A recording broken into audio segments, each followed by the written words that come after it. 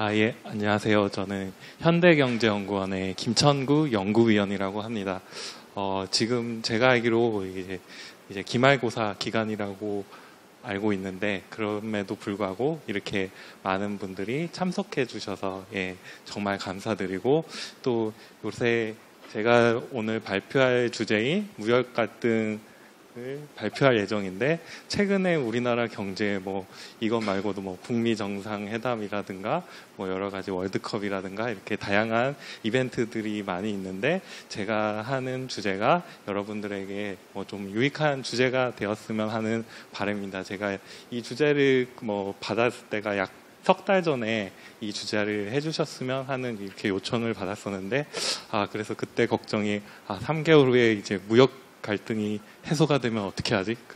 이런 걱정을 했는데, 불행인지 다행인지 아직까지 어느 정도 유효한 것 같아서 이렇게 발표를 하게 되었습니다. 그러면은 발표를 시작하도록 하겠습니다. 제 주제는 제목은 글로벌 무역 갈등이 한국 경제에 미치는 영향과 대응이라는 제목으로 하도록 하겠습니다. 먼저 목차를 살펴보면은, 저는 처음에 일단 우리나라 국내 수출이 어떤 모습을 보여주고 있는지 현황을 먼저 말씀드리고, 또 두 번째로 국내 수출이 우리나라 어떤 취약성을 가지고 있는지 그런 부분에 대해서 좀 설명을 드리겠습니다. 그리고 세 번째로는 무역 갈등이 우리나라 경제에 어떤 영향을 미치는지를 좀 살펴볼 거고요. 네 번째는 오늘 주제와는 조금 다를 수도 있지만은 큰 범위에서 수출에 관련된 주제인데, 또한 제가 최근에 조금 관심 있어하고 좀 어느 정도 시기적절하다고 생각이 들어서 국내 무역의 수출입 집중도가 어떤지 그런 것들을 조금 이렇게 살펴볼 겁니다. 그리고 다섯 번째로 우리가 어떤 대응 전략을 가지고 나가야 될지 그것에 대해서 살펴보도록 하겠습니다. 우리나라 국내 수출을 살펴보면은, 일단 우리나라는 여러분도 많이 들었겠지만, 우리나라는 수출 주도의 우리나라가 소국 개방 경제이기 때문에 수출 주도의 경제 구조를 가지고 있다, 이런 말씀을 많이 들었을 겁니다. 최근에 실제로도 경제 성장률이나 이런 것들을 많이 보면은 내수보다는 우리나라 수출이 전체 경제 성장률을 많이 주도하는 모습을 많이 보여주고 있습니다.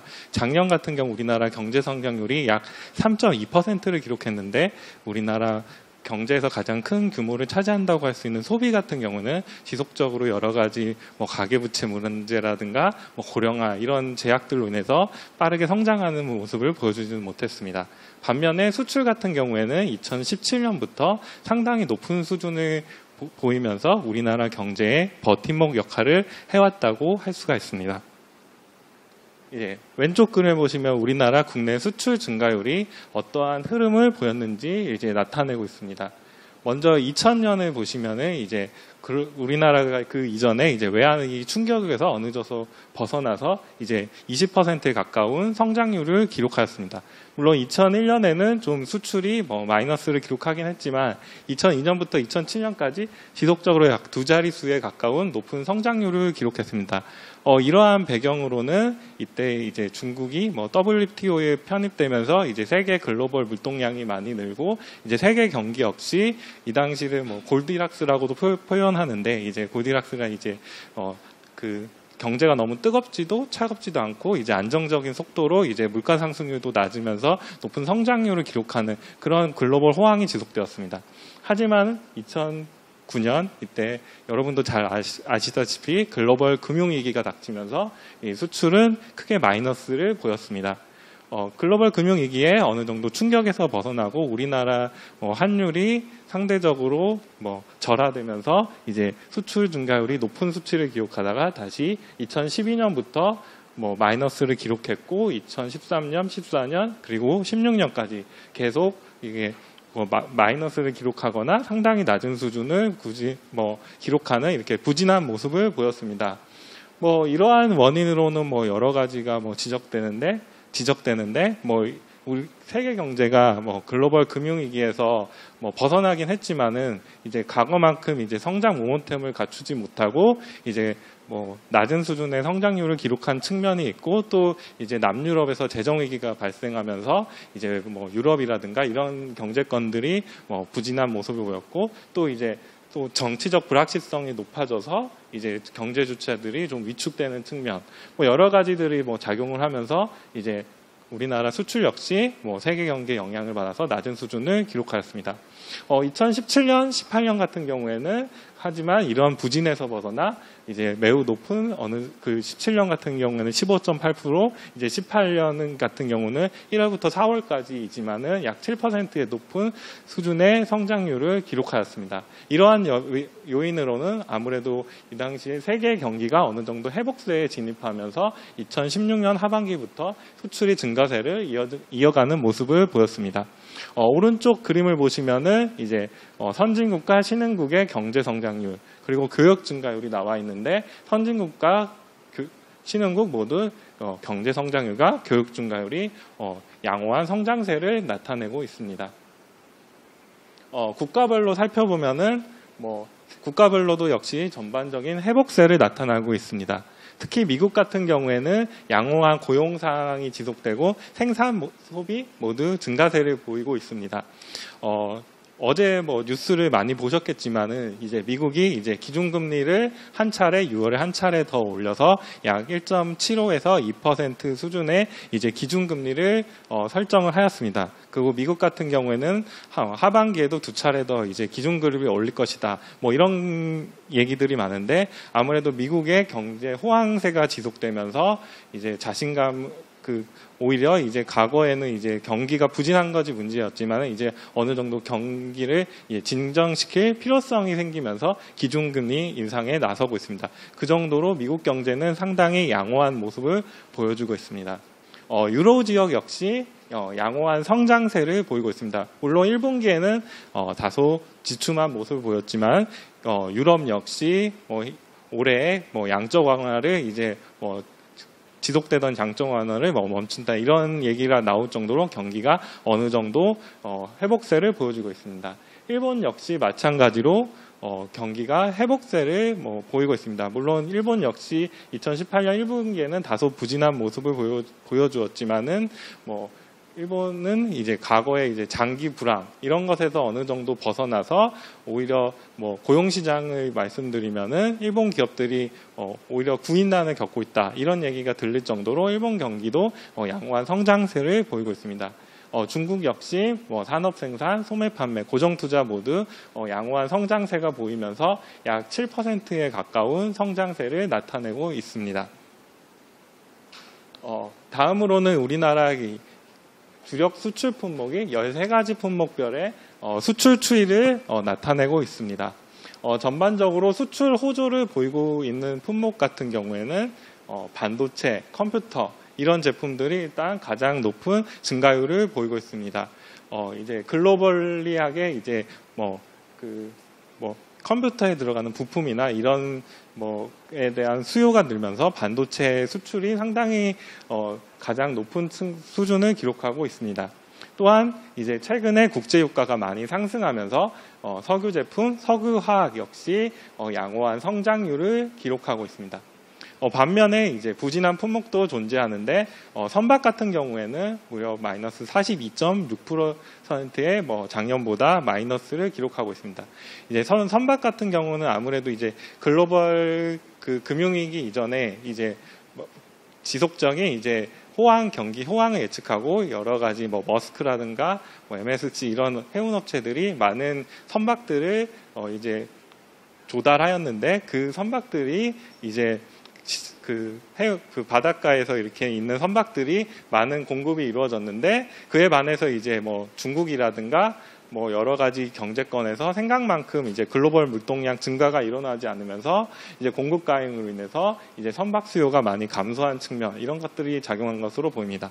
무선 통신기기 같은 경우에는 과거에는 우리나라 주요 수출 효자다 이런 말도 많이 들었는데, 최근에는 어느 정도 이제 세계 시장에서 이제 경쟁도 좀 치열해지는 측면이 있고, 이제 과거보다 이제 그 스마트폰 이제 기술력 이런 것들이 뭐 어느 정도 이제 뭐 비슷해지면서 좀 수출이 좀 부진한 측면 이런 것들을 보입니다. 자동차 부품 역시 세계 시장에서 뭐 점차 이제 경쟁이 치열해지는 측면, 특히 이제 북미 지역에서 많이 그 수요가 좀 줄어드는 측면 이런 것들이 작용해서 자동차 부품 역시 수출이 조금 부진한 모습을 보여주고 있습니다.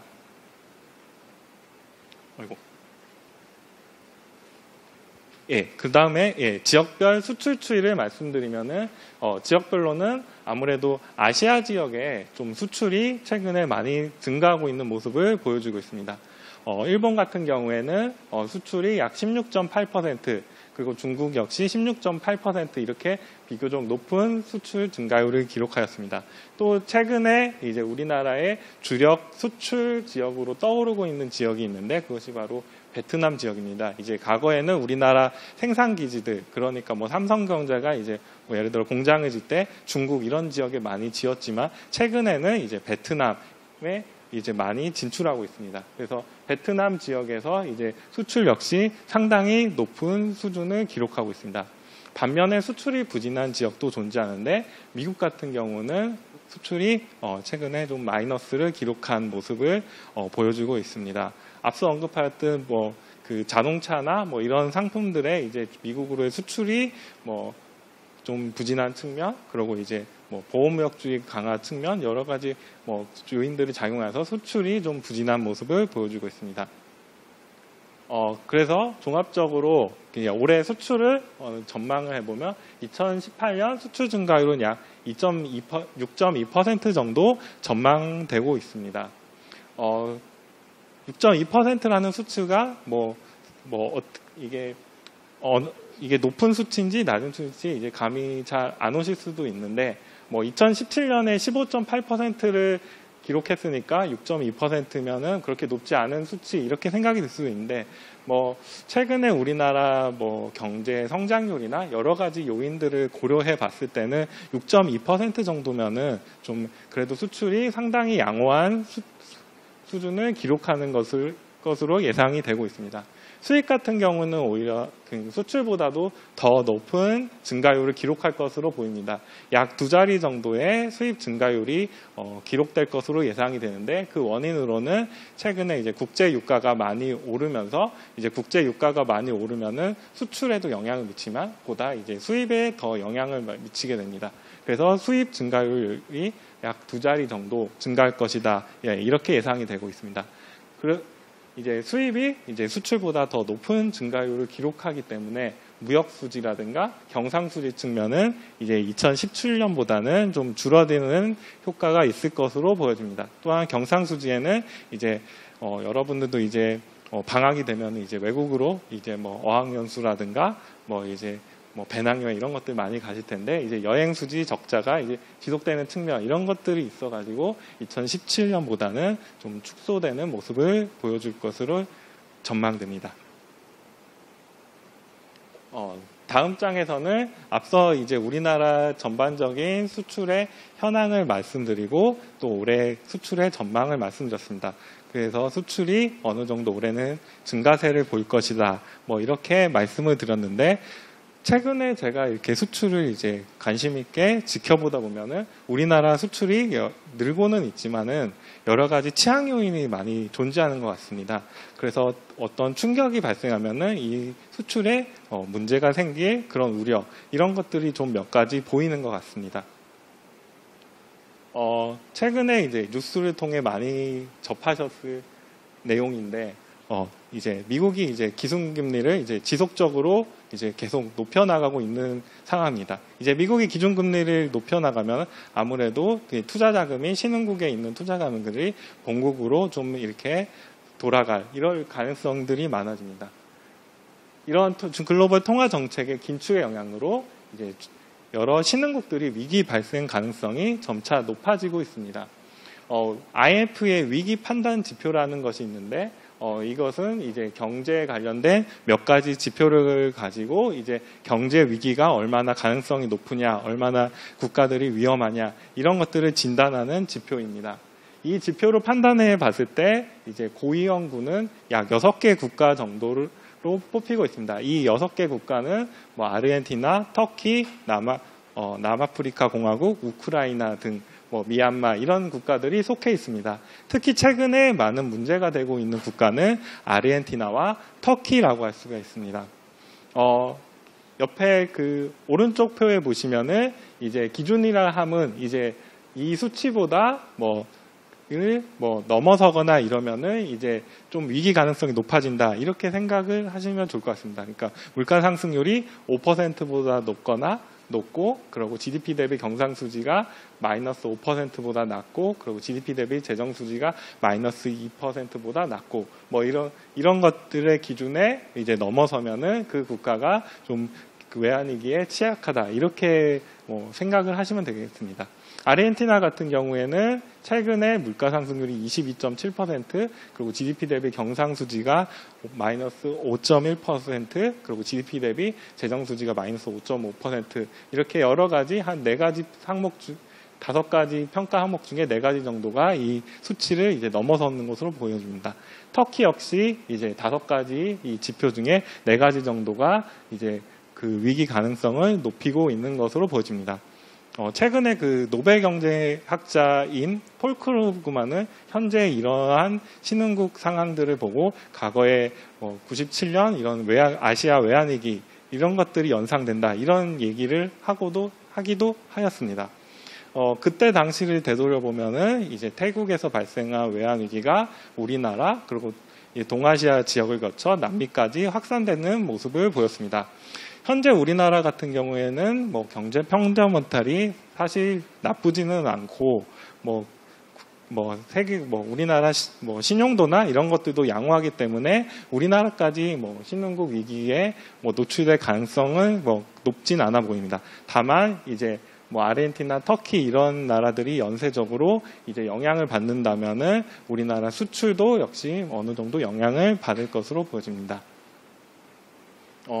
아르헨티나 같은 경우에는 최근에 IMF의 구제금융에 협의 중인데 IMF는 자금 지원 대가로 왼쪽 표와 같은 내용들을 제시하였습니다. 먼저 자금 지원을 이제 3년에 걸쳐 500억 달러 지원하는 대가로 이제 아르헨티나의 재정 적자를 2018년에 GDP 대비 2.7%로 낮추고 2019년에는 1.3% 그리고 2020년에는 재정 수지 균형 달성을 요구하였습니다. 물가 상승률 역시 아까 전에 22%가 넘어서는 물가 상승률을 보이고 있는 아르헨티나를 2019년에 17% 그리고 2020년에 13% 그리고 2021년에 약 9%까지 낮추는 제의를 하였습니다. 이러한 위기는 이제 브라질이라든가 터키 여러 나라들로 이제 전이가 되는 모습입니다. 터키 같은 경우에는 상당히 최근에 통화 가치가 급락한 측면이 있고 또 이제 6월 24일에 이제 대통령 선거가 치러지는데 거기에 따른 이제 정치적 불확실성 이런 것들이 확산되면서 터키 역시 상당히 불안한 모습을 보이고 있습니다. 브라질 역시 그 자국 통화인 헤아라가 폭락하는 등 여러 가지 위험 가능성이 높아지고 있는 모습입니다. 여기서 그 다음은 이제 보호무역주의 강화 움직임과 반도체의 편중된 수출 구조라고 할 수가 있습니다. 이것은 뒤에서 좀 더 많이 자세히 다룰 것이기 때문에 여기서는 간략하게 주요국들의 최근에 보호무역주의 강화 움직임이 지속되고 있어서 이제 우리나라 수출에 이제 어느 정도 위험 요인으로 작용하고 있다.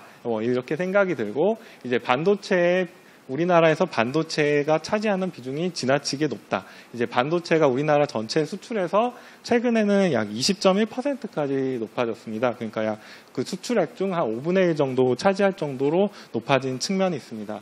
그리고 앞서 2018년에 우리나라 수출 증가율이 약 6.9% 정도라고 말씀을 드렸는데 만약에 반도체 수출을 제거하고 우리나라 수출을 봤을 때는 0.4%에 불과한 그러니까 거의 수출이 작년보다 늘지 않는 그런 모습이 이렇게 관찰되고 있습니다. 다음으로는 국제 유가 측면인데요. 최근에 이제 국제 유가가 많이 이렇게 왼쪽 그림을 보시듯 빠르게 상승하는 측면입니다. 국제 효과는 이제 수출의 이제 크게는 이제 단기적인 효과와 이 중장기적인 효과 이제 두 가지가 미친다고 할 수가 있습니다. 단기적으로는 수출에 이제 긍정적인 효과를 미친다고 보여집니다. 처음에 이제 국제 유가가 상승하면은 이제 그 우리나라에서 이제 석유 외국에서 수입해서 그 원유를 가공해서 이제 수출할 때 그 수출을 받는 기업이 우리나라가 그 원유가 상승한 만큼 가격을 높여 이렇게 해도 단기적으로는 그것을 뭐 대체하거나 이럴 수가 없기 때문에 그 올라간 가격만큼 이제 수입을 하게 됩니다. 그래서 이제 수출 금액 측면에서는 이렇게 증가하는 이런 효과가 나타나게 됩니다. 하지만 시간이 흘러 이제 중장기적으로 봤을 때는 이제 상대방에서 이제 수입하는 국가에서 이제 뭐 우리나라의 그 대체 상품을 뭐 수입한다던가 아니면은 기존에 사용하던 그 수입을 좀 줄이고 그 절약하는 기술을 개발하든가 이런 것들로 인해서 이제 수출 물량이 줄어드는 효과 이렇게 두 가지를 나타낸다고 할 수가 있습니다. 따라서 이제 중장기적으로는 이제 국제 유가 상승이 수출에는 부정적일 수 있는 영향이 됩니다. 따라서 이제 우리나라 이제 지금 현재에는 그 이제 국제 유가가 많이 상승해서 수출에는 도움이 되고 있지만은 중장기적으로는 오히려 수출에 제약 요인으로 작용할 수 있다. 뭐 이렇게 말씀드릴 수가 있습니다. 다음으로는 이제 원화 절상 움직임인데요. 이제 우리나라 원화가 아무래도 주요국 통화 대비해서 좀 강세 움직임을 나타내고 있습니다. 우리나라 원화뿐만 아니라 우리 원화는 이제 달러 대비뿐만 아니라 일본 엔화에 대비해서도 좀 강세 움직임을 나타내고 있습니다. 근데 뭐 이제 원화 환율 측면에서는 이게 두 가지 환율 상승이 이제 수출을 이제 낮추는 이렇게 요인도 있지만은 이제 우리나라가 또 수출이 잘 되면은 이제 외국에서 이제 국내로 이제 달러가 많이 유입되기 때문에 이제 그 자체가 이제 원화 절상 유도하는 측면 이렇게 인과관계 측면에서 양 방향이 작용하고 있습니다. 하지만은 저기 그림에서는 이제 인과관계 측면에서 이제 원화가 절상이 되었을 때 우리나라의 수출에 미치는 영향만을 이제 고려를 한 겁니다. 이제 원화가 이제 환율이 약 1% 절상되었을 때 우리나라 산업별 수출 영향을 그림에 나타내고 있습니다. 저희 연구원에서 이제 분석한 자료에 따르면은 원화 환율이 절상되었을 때 가장 큰 영향을 받는 품목은 기계, IT, 자동차, 석유화학, 철강 뭐 이런 순으로 영향을 많이 받는 것으로 나타났습니다. 최근 원화 강세는 이제 앞서 말씀드렸듯 수출 측면에서 이제 달러보다 영향력이 크다고 알려진 엔화에도 이제 동시에 나타나고 있어서 수출기업 측면에서 좀 어려움이 커질 우려가 있습니다. 우리나라는 아무래도 이제 해외 시장에서 일본 제품과 많이 경쟁하고 있는 품목들이 많기 때문에 이제 엔화에 대해서 이제 절상이 되면은 이제 달러에 대비해서 이제 절상되는 것보다 좀 더 영향력이 클 수 있습니다. 따라서 이제 두 가지 원달러 환율, 원엔 환율 두 가지가 이제 원화가 상대적으로 절상될 경우에 우리나라 수출에 또한 위험 요인으로 작용을 할 수가 있을 것으로 보여집니다. 다음 장에서는 이제 본격적으로 이제 우리나라 이제 무역 갈등이 한국 경제에 어떤 영향을 미치는지를 살펴보도록 하겠습니다. 최근에 이제 주로 미국과 중국을 중심으로 무역 전쟁에 이제 긴장감이 지속이 되고 있습니다. 미국은 중국에 이제 기술 장벽을 내세워서 이제 첨단 투자를 막고 이제 중국산 제품에 이제 관세를 부과한다 이런 말을 하면서 이제 양국 간의 무역 전쟁의 긴장감이 고조되고 있습니다. 중국은 미국의 이러한 조치에 대해서 눈에는 눈, 이에는 이 이런 전략으로 이제 보복 관세로 대응하는 등 양국 간의 갈등이 지속되고 있습니다. 미국과 중국은 최근에 3차례에 걸쳐 무역 협상을 벌였지만 아직까지 합의에 도출하는 데는 실패한 모습입니다. 먼저 이제 미국의 중국의 압박을 보시면은 미국은 먼저 중국산 수입품에 대해서 관세를 부과할 것을 시사했습니다.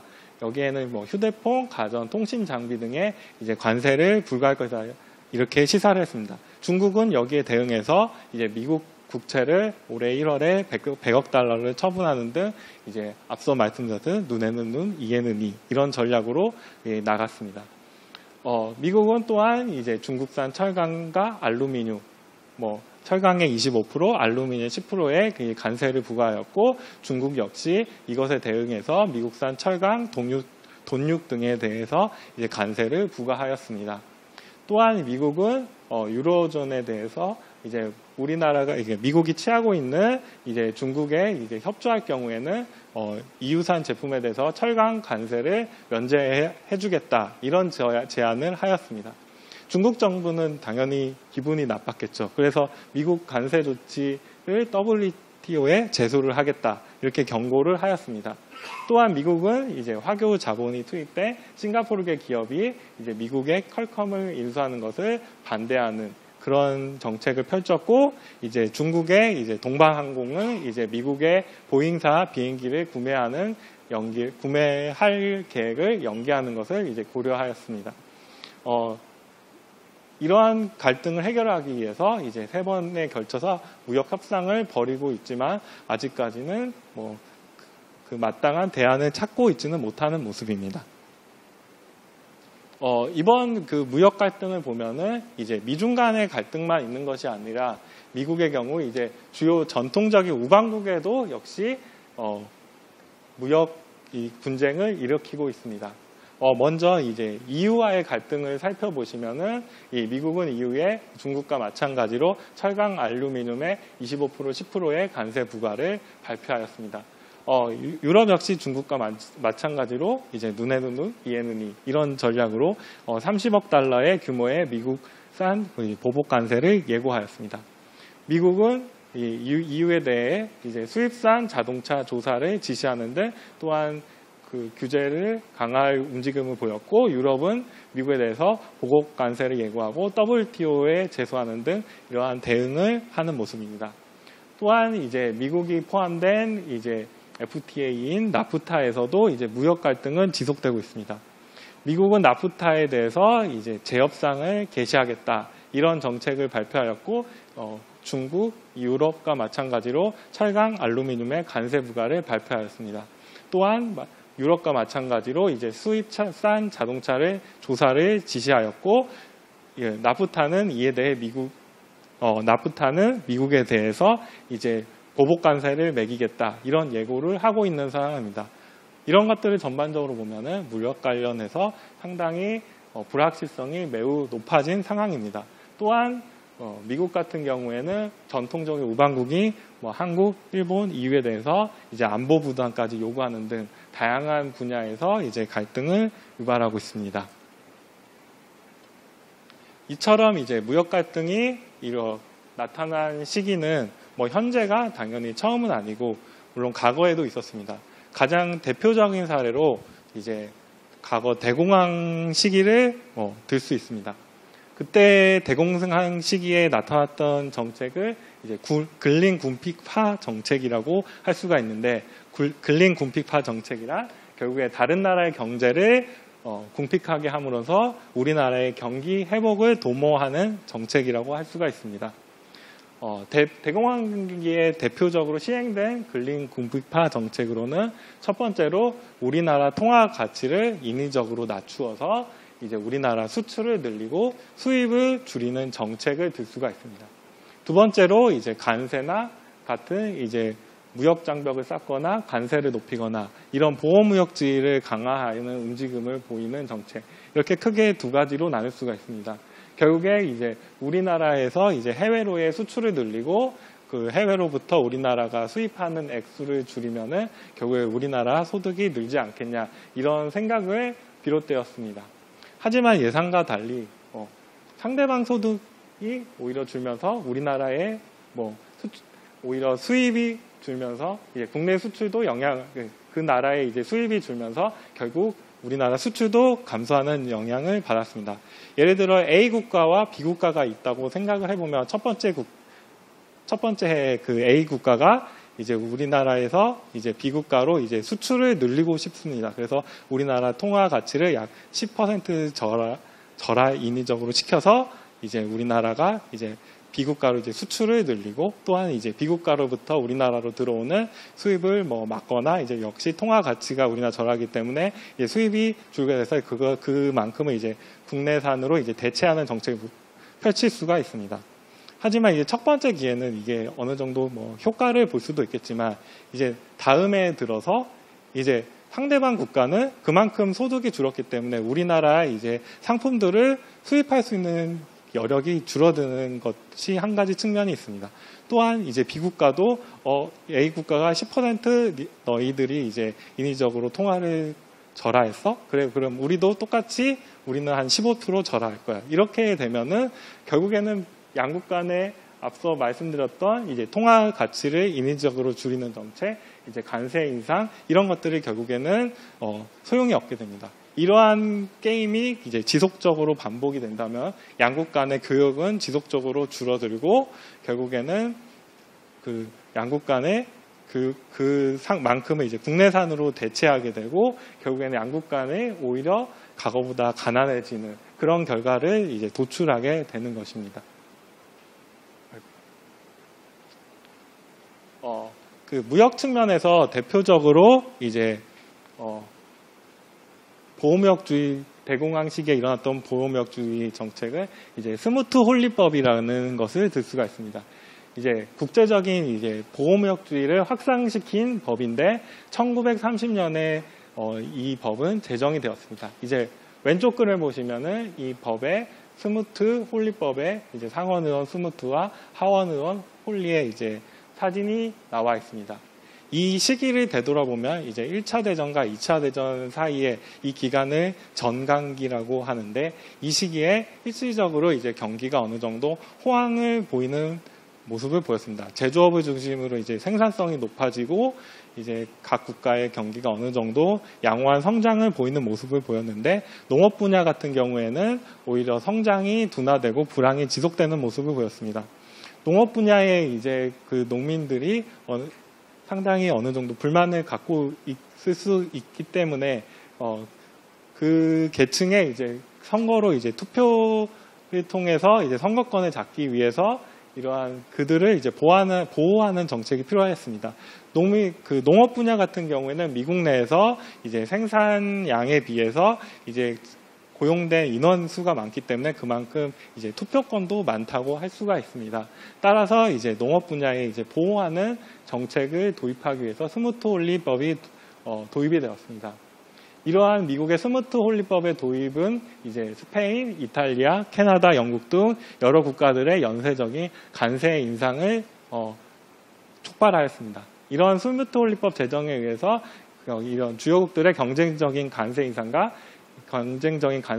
인상으로 이제 국제 교육이 급감했고 대공황의 심화를 촉발하는 모습을 보여줬습니다. 오른쪽에 보시면 이 스무트 홀리법이 얼마나 이제 높은 관세가 매겨졌는가를 나타내고 있습니다. 스무트 홀리법은 평균적으로 관세가 약 59% 정도 관세를 인상하였는데 1913년에 이제 설탕을 예로 들면은 이제 파운드당 관세가 1.26센트였다면은 1930년에는 이제 2.5센트까지 증가하는 모습을 보였습니다. 우유 같은 경우에는 1913년에는 아예 관세가 없었지만 1930년에는 파운드당 약 6.5센트까지 높아지는 모습을 보였습니다. 신발 같은 경우에는 1913년에는 거의 관세가 있지 않았지만은 1930년에는 이제 20%까지 관세가 높아지는 모습을 보였습니다. 저 역시 이제 저는 개인적으로 이제 해외에서 이제 직구 이런 것들을 많이 하는데 제가 이제 딴 때보다 이제 관세에 좀 더 민감하게 느끼는 게 이제 미국에서 이제 직구를 하면은 대략 약 200달러까지는 이제 관세가 없고 이제 200달러 이상 넘어가면은 관세 10%, 부가세 10% 이렇게 매겨지는데 그래서 이제 저 같은 경우는 대부분 190달러에 맞추고 180달러에 맞추고 이 정도로 최대한 이제 관세를 내는 것을 개인적으로는 나라를 위해서 이렇게 하면 안 되지만 개인적으로는 그렇지만 그만큼 이제 관세는 이제 사람들이 이제 어떤 상품을 선택하거나 할 때도 상당히 많이 영향을 미치는 것을 알 수가 있습니다.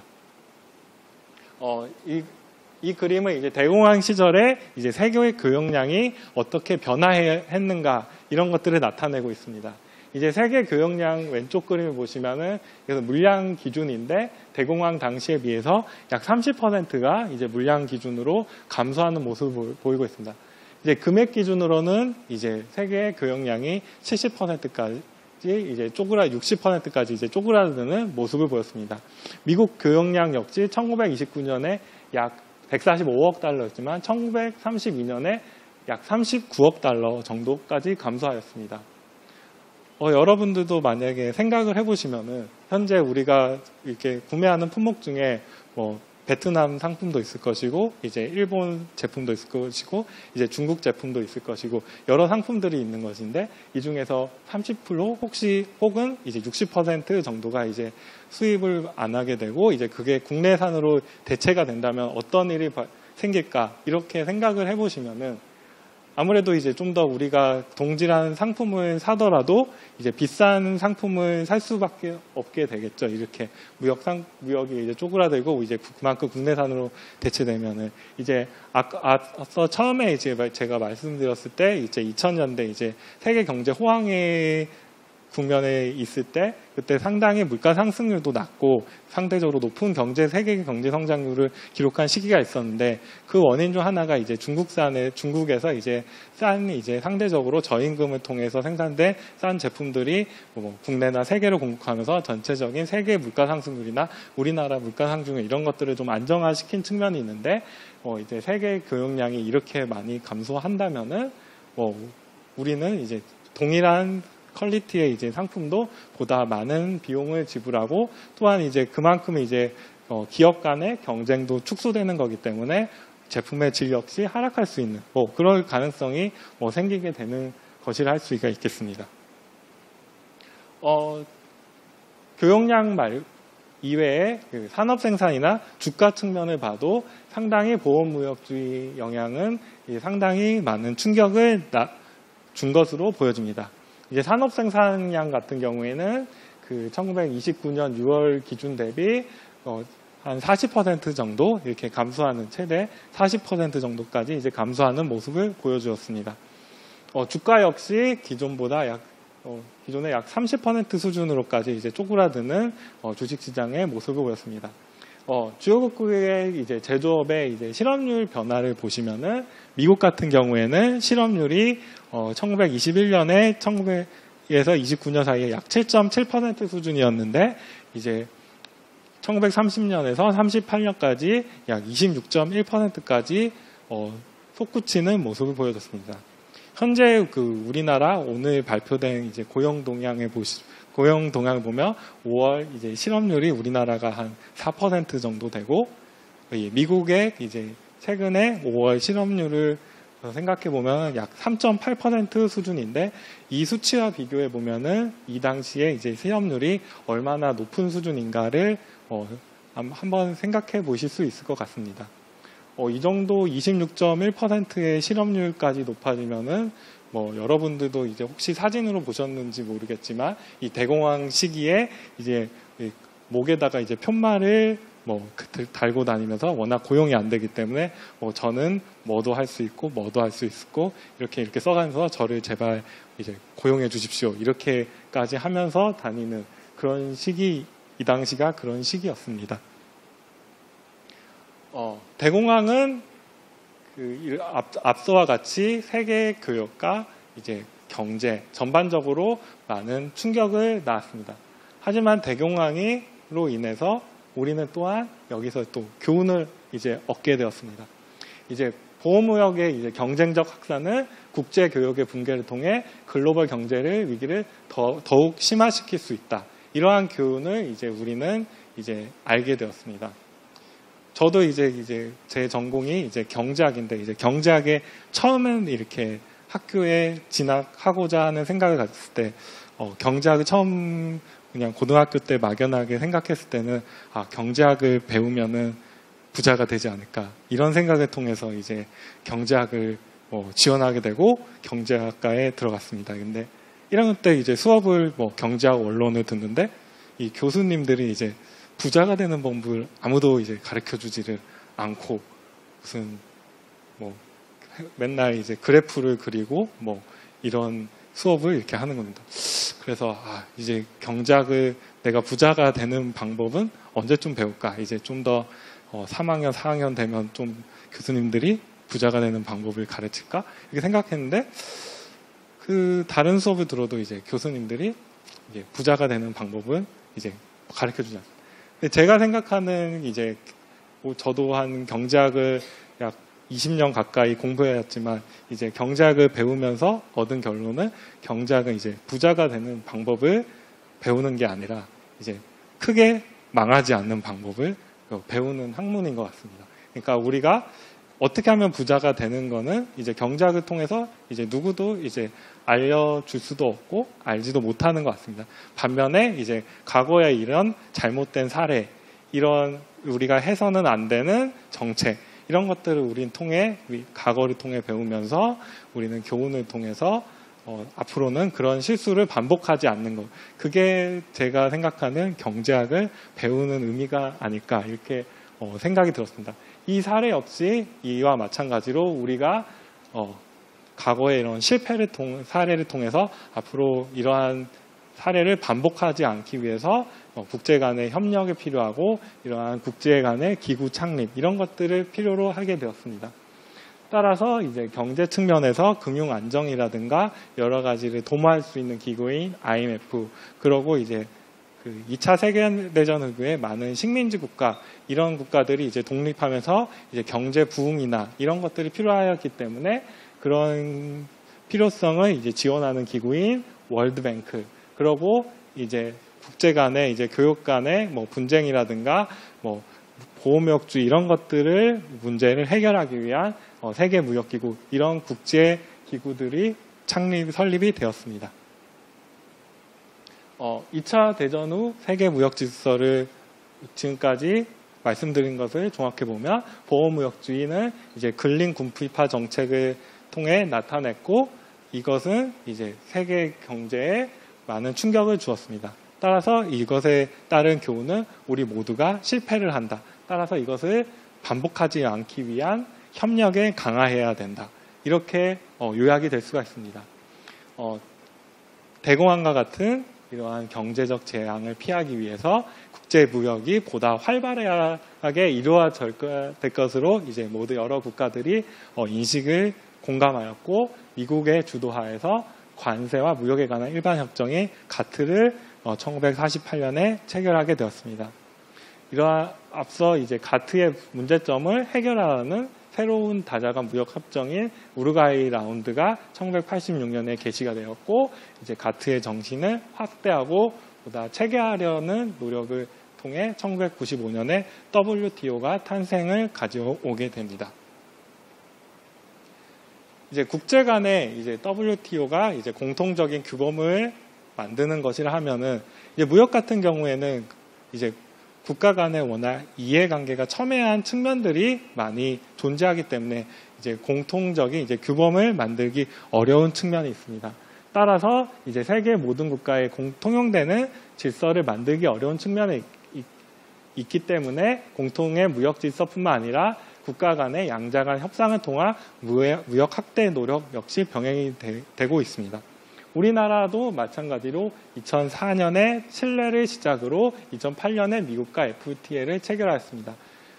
아래 그림을 보시면은 우리나라는 뭐 북미 지역의 미국, 캐나다, 그리고 남미의 칠레, 페루, 멕시코, 콜롬비아, 마치 그 월드컵 국가들을 보는 것 같은데 그런 건 아니고, 베트남, 아시아의 베트남, 중국, 그리고 아세안 지역, 그리고 이제 유럽 연합, 터키, 인도, 이런 나라들과 이제 FTA를 체결하면서 이제 경제 영토를 이제 확장해 나가는 모습을 보여주고 있습니다.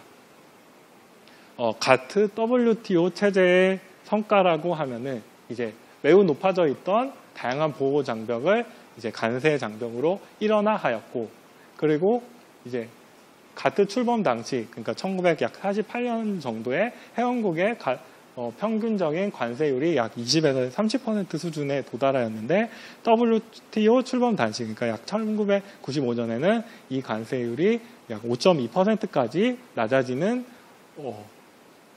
효과를 발휘할 성과를 기록하였습니다.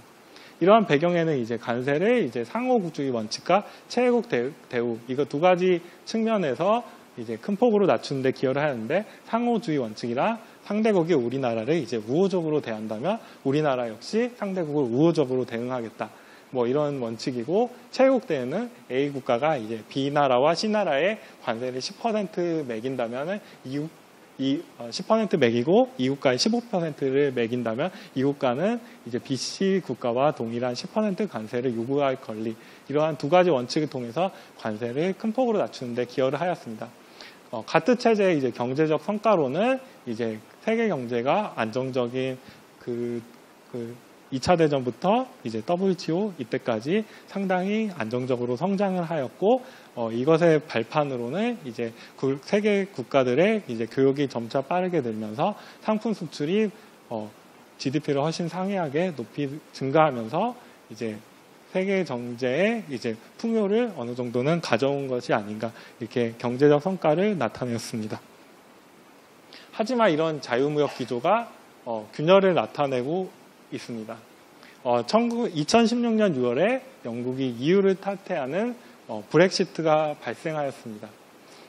유럽은 이제 미국과 함께 이제 세계 무역 체제를 형성을 주도해온 두 가지 축인데 이제 영국은 또한 이제 독일, 프랑스와 함께 이제 유럽의 가장 중심적인 국가입니다. 하지만 이제 영국이 EU를 탈퇴하는 결정을 하면서 이제 자유무역 기조의 균열이 나타나게 되었습니다. 또한 2016년 11월에 그 보호무역주의와 이제 반이민자 정책 공약을 내걸은 트럼프 대통령이 단성하게 되었습니다. 이 두 가지 사례는 이제 전문가들도 사실은 당일에 거의 예측을 하지 못한 사례입니다. 이제 저희 같은 경우도 저희는 당연히 이제 트럼프가 이제 당선이 안 될 줄 알고 이제 힐러리와 관련된 이제 보고서를 이제 다 작성해서 된 거로 가정하고 이렇게 썼는데 갑자기 트럼프가 이제 당선이 돼서 그 보고서는 이제 쓸모가 없게 되고 이제 밤을 새워서 이제 트럼프에 관련된 보고서를 다시 쓰는 뭐 이런 제 어렴풋한 기억이 있는데 그 정도로 이제 저희도 이제 전혀 상상하지도 못한 이제 트럼프 당선 그리고 브렉시트 발생 이런 두 가지 일이 세계 경제에 이렇게 나타나게 되었습니다. 이로 인해 이제 신보호무역주의라는 것이 이제 등장하게 됩니다. 신보호무역주의의 등장 배경이란 이제 개도국의 노동 공급 증가를 들 수가 있습니다. 이제 개도국의 이것은 이제 개도국에서 예를 들어 멕시코에서 미국으로 이제 노동자가 유입되는 측면 이런 것도 있지만 이제 개도국에서 이제 예를 들어 삼성전자가 이제 저렴한 베트남이나 이런 데에 공장을 설립해서 이제 개도국의 저렴한 인건비를 활용해서 생산을 하고 이 재화가 이제 다른 나라로 수출하는 그런 상품에 이제 한마디로 이제 노동력이 담겨서 선진국으로 수출하는 이런 현상들이 나타나게 되었습니다. 이제 결국에는 이제 개동국의 노동력이 이제 국경을 이제 넘어서지 않더라도 이제 상품을 통해서 이제 세계의 노동 시장에 공급되는 효과가 나타났습니다. 이러한 노동력 증가는 이제 노동 집약적 상품이라든가 여러 상품의 가격을 하락을 유발하게 되었습니다.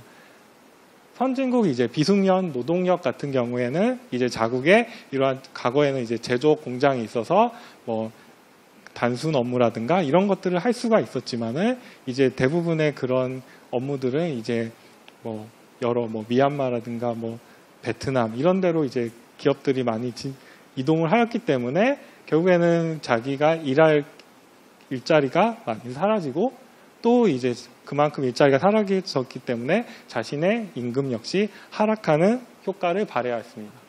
두 번째로는 이제 정보통신 기술의 발전인데 이제 해외 위탁 업무의 증가입니다. 이제 선진국 기업의 내부 혹은 선진국 경제 내에서 이루어지던 생산 프로세스 일부가 이제 개도국으로 이전되고 있습니다.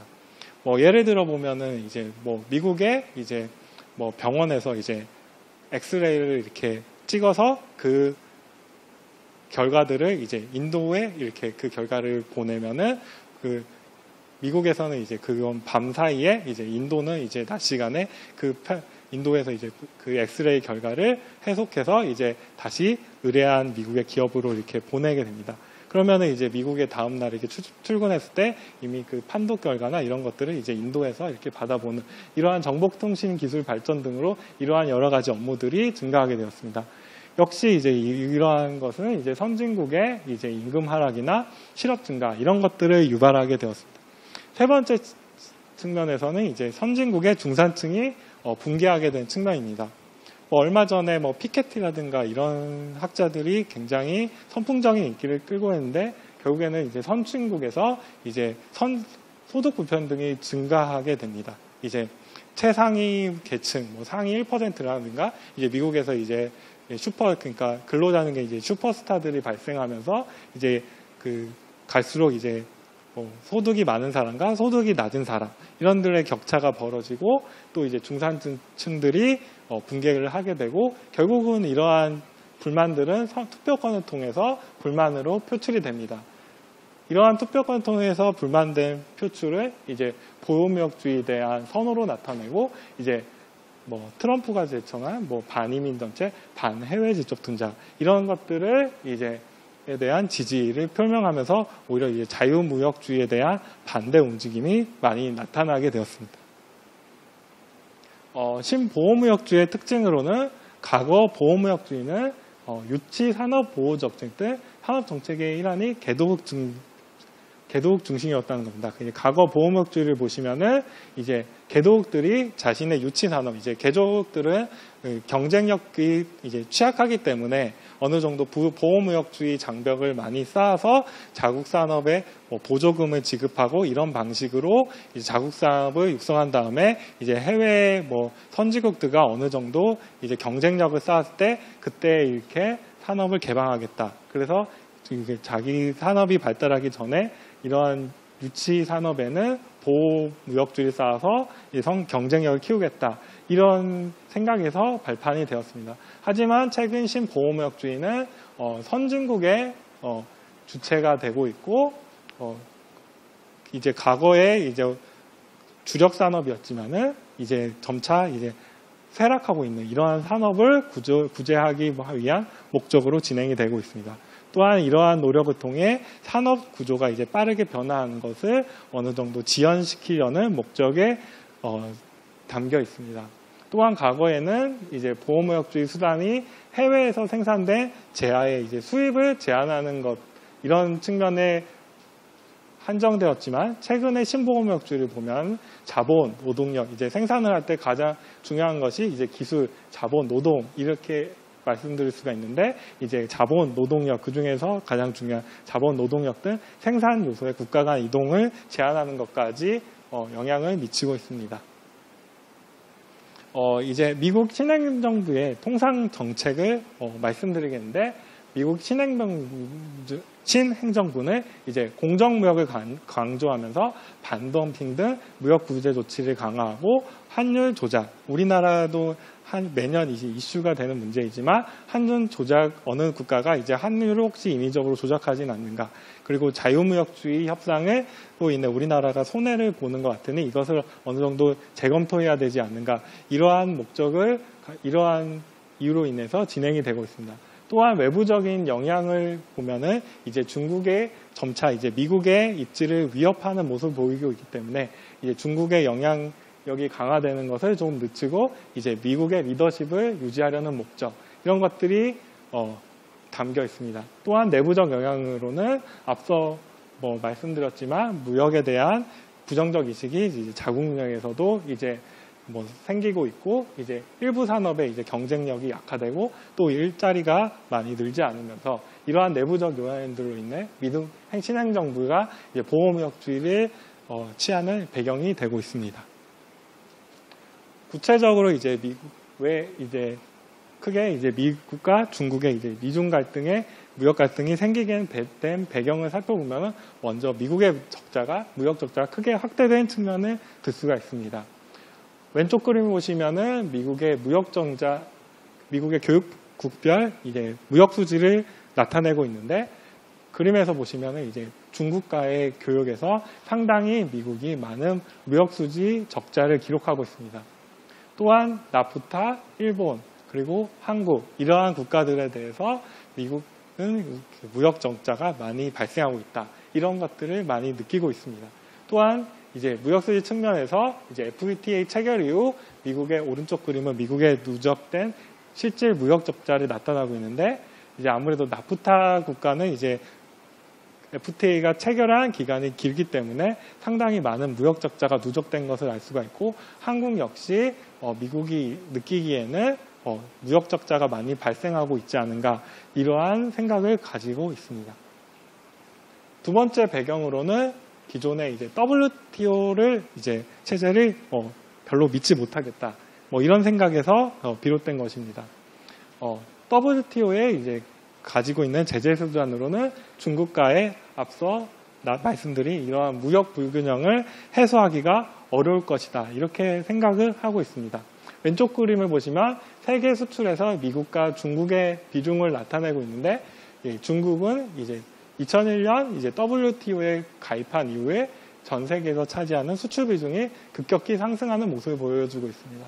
미국은 반면에 2001년 이후부터 오히려 중국의 수출 비중이 크게 느는 것에 비해서 이제 수출 비중은 세계에서 차지하는 수출 비중은 점차 줄어드는 모습을 보여주고 있습니다. 하지만 이렇게 중국이 이제 세계 수출에서 많은 비중을 차지하고 있지만 국가별로 WTO에 제소된 건수를 보면은 미국이 생각하기에 이제 현저히 적다고 생각을 하고 있습니다.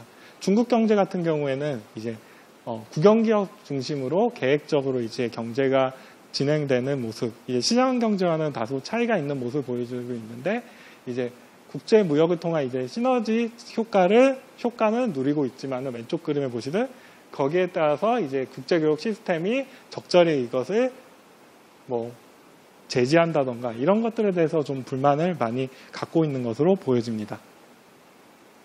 다음으로는 역시 중국의 부상을 견제하려는 목적을 갖고 있습니다. 중국은 이제 국력과 글로벌 영향력이 세계 최고의 위치에 놓이게 하는 것을 목표로 하고 있습니다. 이제 모든 사람이 안정적으로 풍족한 사회를 의미하는 샤오캉 사회 구현을 통해서 중국 공산당은 창당 100주년까지 이러한 부강한 사회를 이룩하는 것을 목표로 하고 있습니다. 시진핑 정부는 이것을 도달하기 위해서 이제 크게는 이제 수요 측면에서 이제 적극적으로 재정을 통해서 경기를 활성화시키고 또한 통화 정책을 통해 이제 활성화된 경기를 안정적으로 유지를 하는 것을 담고 있습니다. 또한 공급 측 역시 기존의 과잉 공급된 산업을 구조조정하고 시장 메커니즘을 어느 정도 활용하여서 어려운 기업, 경쟁력이 없는 기업, 이제 생산성이 낮은 이런 한계 기업들을 이제 시장에서 퇴출하는 이러한 목적을 갖고 있습니다. 또한 이제 금융 리스크 측면에서 지방 정부의 채무 리스크를 관리를 강화하고 기업과 은행 부문의 부채를 관리를 강화할 목적을 하고 있습니다. 또한 이제 산업 고도화 측면인데 이제 중국 같은 경우에는 과거에 양적 성장을 이루었다면 이제는 점차 이제 질적 성장 측면으로 나아가고 있습니다. 기존의 자원 집약형 전통 산업에서 기술 증학형 스마트 제조 강국으로 성장하는 것을 목표로 하겠습니다. 하지만 이제 미국이 생각하기에 이제 중국 제조 2025 전략을 이제 중국 정부가 2015년에 발표했는데 이 도달하는 이 스마트 강국에 제조 강국에 도달하는 과정이 이제 중국의 이제 시장 경제와는 다르게 보조금을 지원한다든가 여러 가지 인위적인 지원을 통해서 이러한 육성을 하려는 목적을 갖고 있느냐 이런 의심을 갖고 있기 때문에 이러한 산업 고도화를 지원시키려는 그런 의중을 어느 정도는 갖고 있습니다. 또한 중국은 또한 첨단 기술 역시 빠르게 부상하고 있습니다. 이제 첨단 기술 측면에서 이제 중국이 빠르게 부상하는 것 역시 미국에게 상당히 부담을 갖고 있습니다. 이제 중국 같은 경우에는 이제 온라인 및 모바일 결제 금액이 미국의 약 11배인 7,900억 달러에 도달하고 있고 4차 산업혁명은 최근에 이런 얘기들이 많이 나와 있는데 인공지능 이런 분야에서 세계 최대의 인공지능 논문 생산국에 등극한 모습을 보여주었습니다. 또한 전기차 및 자율주행차에서 세계 최대 전기차 생산 및 보유국이기도 합니다. 따라서 또한 중국이 미국의 지적재산권을 부당하게 이용하고 있다. 이런 생각들을 갖고 있기 때문에 중국에 대한 이런 제지, 이런 것들이 좀 필요하다고 생각을 하고 있습니다. 왼쪽 그림 보시면은 미국과 중국의 GDP 추이 및 전망이라고 나와 있는데, 현재와 추세와 같이 중국과 미국이 성장률대로 성장을 한다면은 언제쯤 중국이 미국을 초월하게 되냐. 약 2030년경에는 이 분석에 따르면은 미국을 상회하는 것을, 중국 경제 규모가 상회하는 것으로 추정이 되고 있습니다. 상징적으로 미국 경제보다 중국 경제가 더 커진다면 그 상징적인 측면에서 미국 입장에서는 큰 충격일 수도 있을 것 같습니다. 미국은 중국뿐만 아니라 우리나라에도 상당히 보호무역지를 여러 가지를 펼치고 있습니다. 최근에 세이프가드, 그러니까 자국 산업이 해외의 싼 제품의 유입을 통해서 지나치게 피해를 받고 있을 때 취하는 조치인 세이프가드 조치를 통해 세탁기, 태양광 패널 이런 것에 대해서 보호무역 조치를 취하고 있고, 또한 철강, 자동차, 반도체 등 이런 주력 산품에도 미국의 보호무역주의를 발동하려는 목적을 갖고 있습니다. 국내 자동차 산업 측면에서는 미국 시장에 상당히 어느 정도 고전을 면치 못하고 있는데, 미국에서 보호무역주의가 좀 더 강화된다면은 아무래도 국내 자동차 업계도 좀 피해가 예상됩니다. 현대차 같은 경우에는 미국의 비중이 약 16%, 기아차 같은 경우에는 약 22% 정도 되고 있는데, 아무래도 미국의 보호무역주의가 강화된다면은 미국으로 가는 최대 수출 시장인 미국의 수출이 어느 정도 영향을 받을 수밖에 없습니다. 따라서 미국의 생산 기지를 이전한다든가 이러한 정책들을 펼칠 가능성이 있습니다. 반도체 측면에서는 반도체가 우리나라가 세계 최대의 경쟁력을 보유하고 있기 때문에 미국 기업으로 대체될 가능성이 높지는 않지만, 반도체 같은 경우에는 주로 중국의 중간재로 이렇게 많은 수출이 되고 있는데, 중국에서 미국으로 넘어가는 수출이 줄어든다면 그런 측면에서 어느 정도 타격을 입을 수 있을 수밖에 없습니다. 이러한 미국의 보호무역주의 확산으로 국내 기업들도 어느 정도 미국의 눈치를 볼 수밖에 없기 때문에, 삼성전자 같은 경우에는 가정공장을 설립을 추진한다든가 미국 내 채용을 확대한다든가 이러한 계획들을 가지고 있습니다. 현대 기아차 역시 엘라베마나 조지아의 공장에 투자를 확대하려는 이런 계획들, 이런 것들을 생각하고 있습니다. 무역 갈등으로 우리나라 경제에 구체적으로 어떤 영향을 미칠까, 이렇게 크게 두 가지 측면으로 생각을 해보았습니다. 첫 번째로는 미국과 중국 간의 한정된 무역 전쟁으로 양국 간의 관세를 매겨주고 양국 간의 교역이 줄어들었을 때 우리나라에 어떤 영향을 미치느냐, 이게 첫 번째 시나리오고, 두 번째 시나리오 같은 경우에는 미국과 중국의 무역 갈등이 확산돼서 전 세계적인 경쟁적인 관세 인상을 일으켰을 때 어떤 영향을 받느냐, 크게 두 가지 시나리오로 생각을 해보았습니다.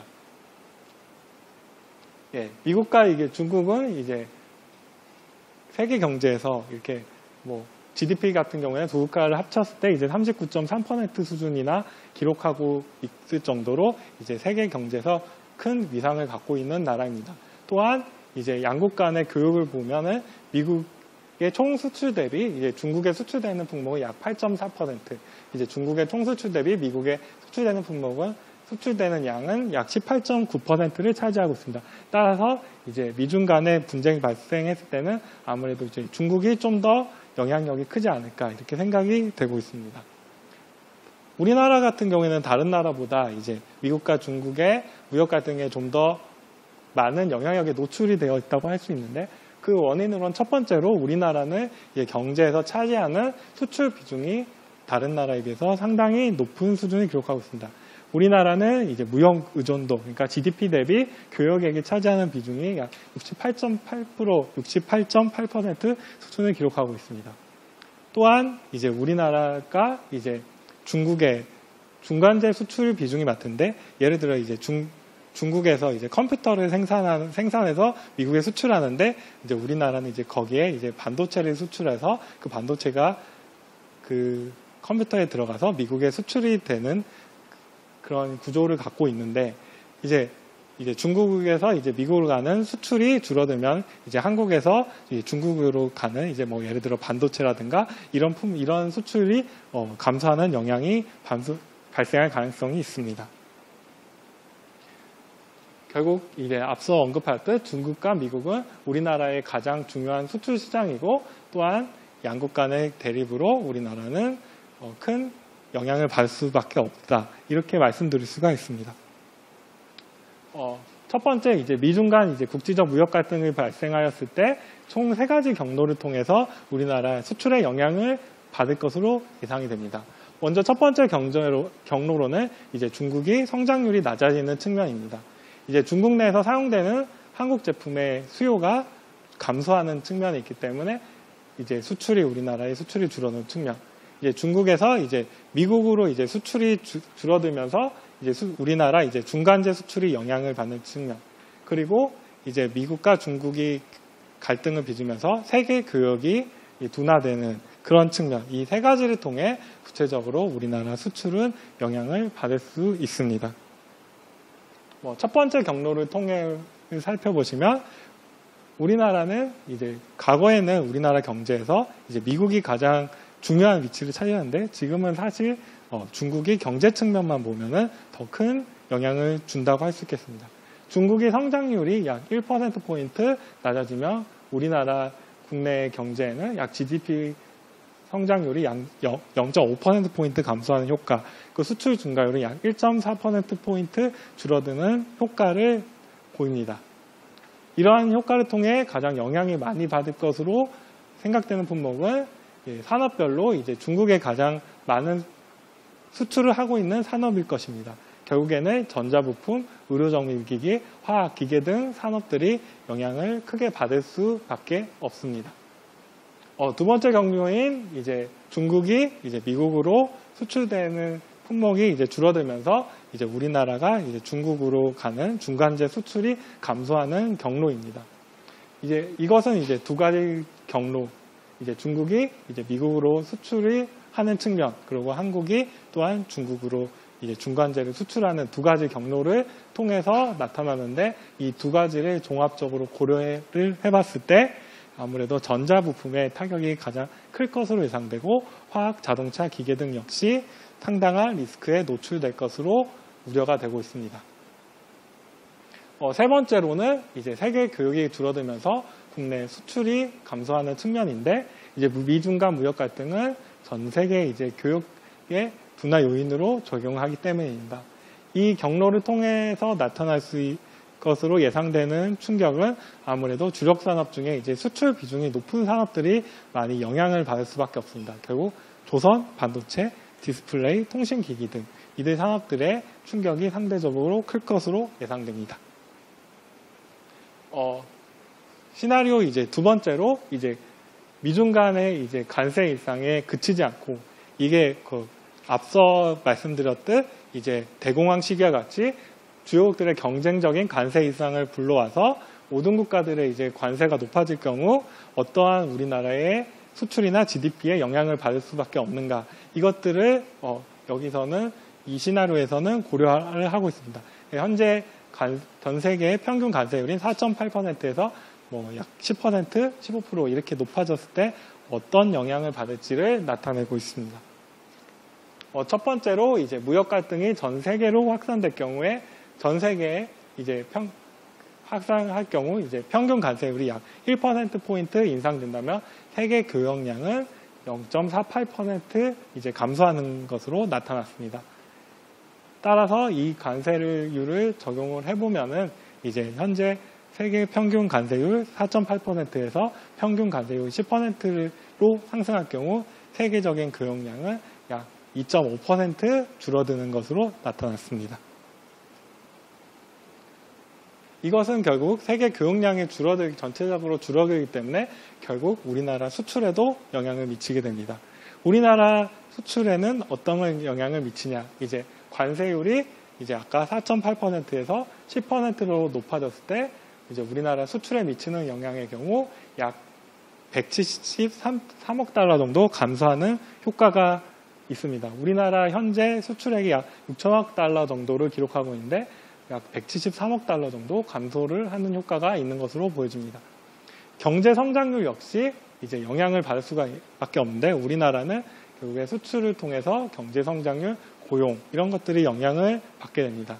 이제 똑같이 이제 평균 관세율이 10%로 올라갔을 때 이제 경제 성장률은 약 마이너스 0.6%포인트, 고용은 약 15.8만 명 이렇게 줄어드는 것으로 추산이 됐습니다. 결국에 이제 글로벌 무역竞争은 우리나라에 상당한 영향을 미칠 우려가 있다. 이렇게 생각이 들게 됩니다. 글로벌 무역 갈등의 향후 전개 방향으로는 이 미중 간 무역 갈등은 확전은 서로 상호 경계가 되겠지만 갈등은 지속될 것이다.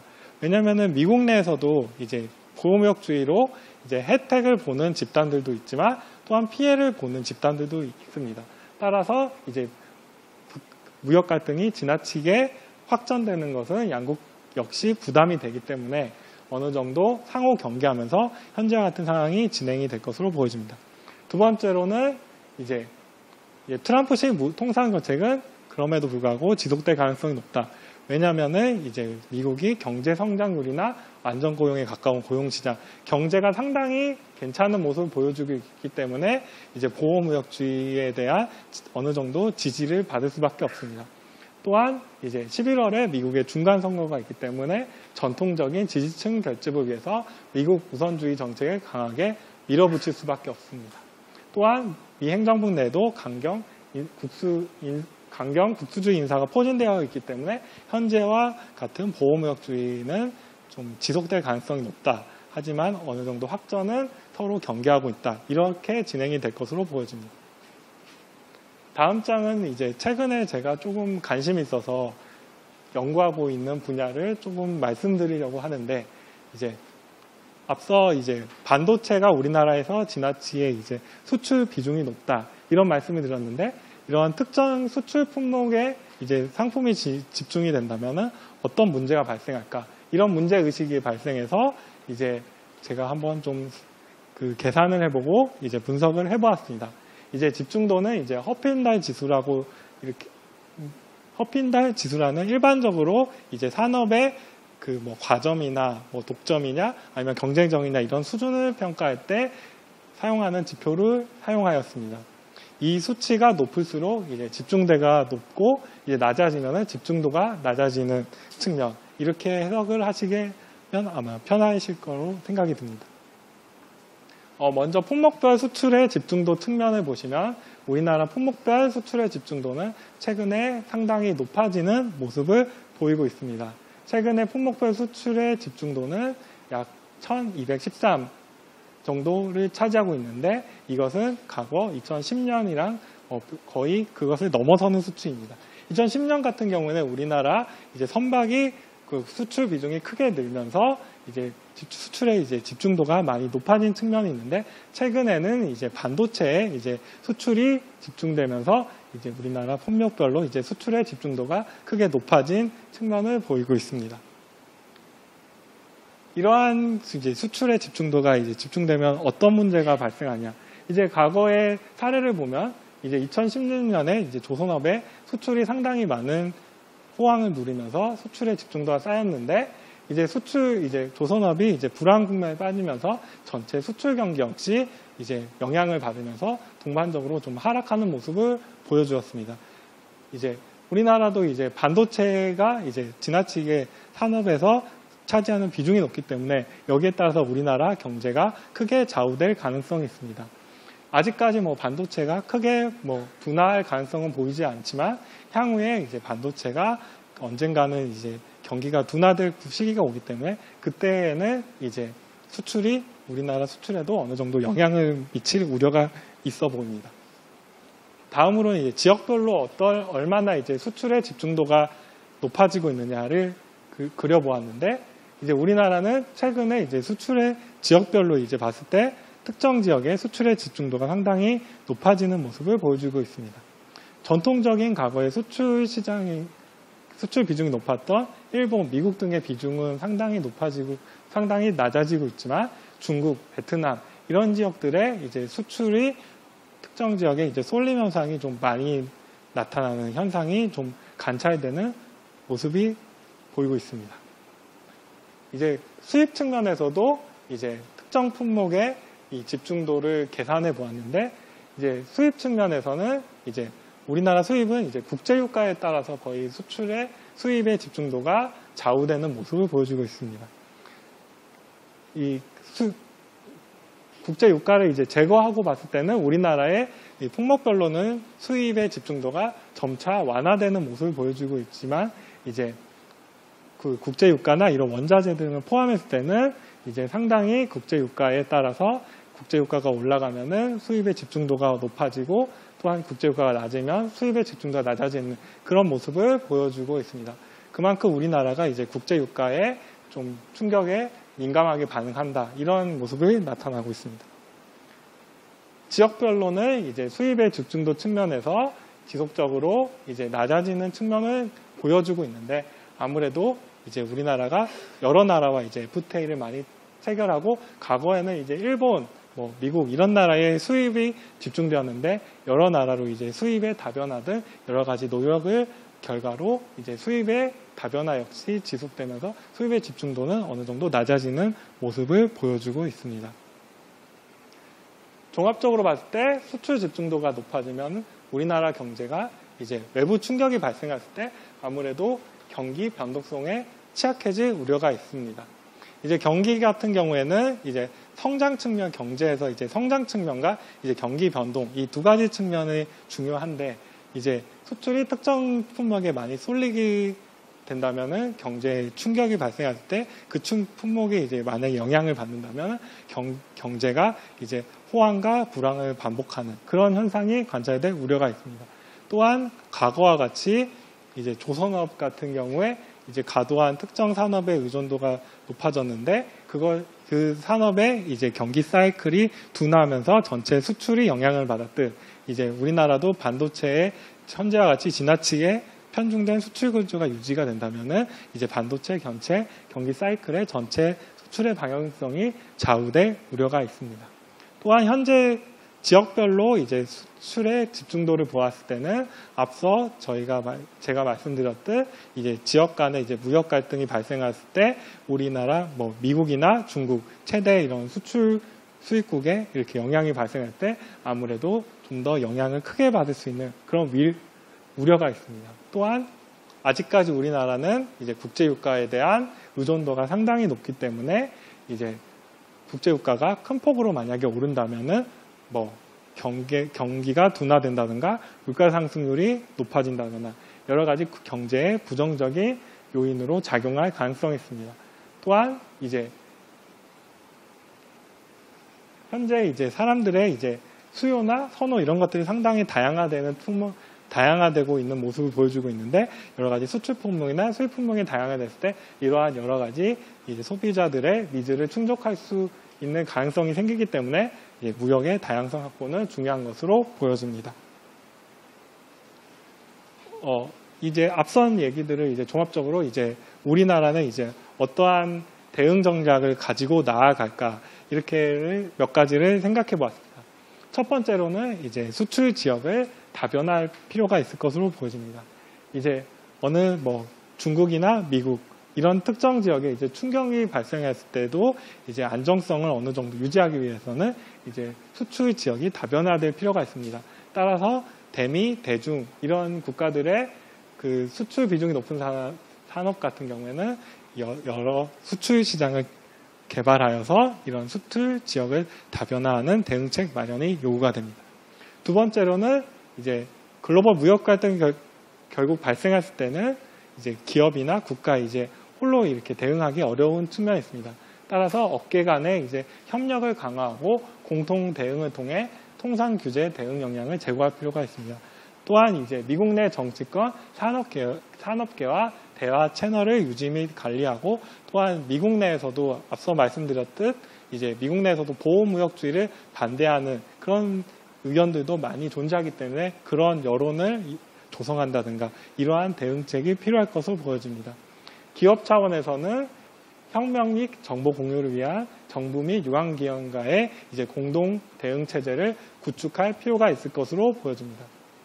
이 네 번째로는 이제 미국 무역 관련 정책과 경쟁업체 동향을 살피며 새로운 사업 기회를 모색할 필요가 있습니다. 대기업 같은 경우에는 미국이나 뭐 이런 나라들과 무역 마찰을 피하고 시장 진입의 거점 마련이 가능한 미국 내에서 새로운 기회가 나타나고 있는 인프라 투자라든가 에너지 이런 산업에 이제 주목할 필요가 있을 것으로 보여집니다. 이제 중소기업 같은 경우에는 현지 기업과 기술제휴, 다양한 유통 분야 진입으로 보호무역주의를 장벽을 극복할 필요가 있을 것으로 보여집니다. 다섯 번째로 이제 미국과 이제 무역 갈등을 겪고 있는 유럽, 일본, 캐나다 이런 국가들과 공동 대응 전선을 구축해서 이제 미국에 대응한다든가 할 그런 노력이 필요할 것으로 보여집니다.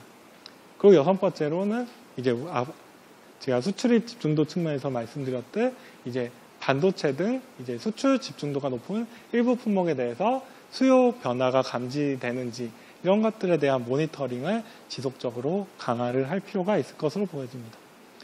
또한 일곱 번째로 이제 수출이 이제 특정 품목에 집중될 경우 그 특정 품목이 우리가 생각하는 반도체, 자동차, 조선업 같은 경우에는 대부분 이제 대기업들이 많이 분포하고 있는 산업이고 이제 중소기업은 사실상 좀 진입하기에 높은 초기에 이제 자본 투자라는 여러 가지 진입 장벽이 높기 때문에 대기업과 이 대기업 중심의 이제 성장이 나타날 우려가 있습니다. 따라서 대기업과 중소기업이 이제 동반적으로 이제 경쟁력 제고를 통해 동반 수출을 확대할 전략을 마련할 필요가 있습니다. 여덟 번째로 이제 국제유가가 상승했을 때도 우리나라 경제에 충격을 나타날 것에 대해 그것에 대해서 대비를 하고 미연에 그러한 충격을 대비할 대응책 마련 이런 것들이 우리나라 향후에 수출의 취약성을 완화할 수 있는 대응책들이라고 생각이 듭니다. 저는 이것으로 발표를 마치도록 하겠습니다.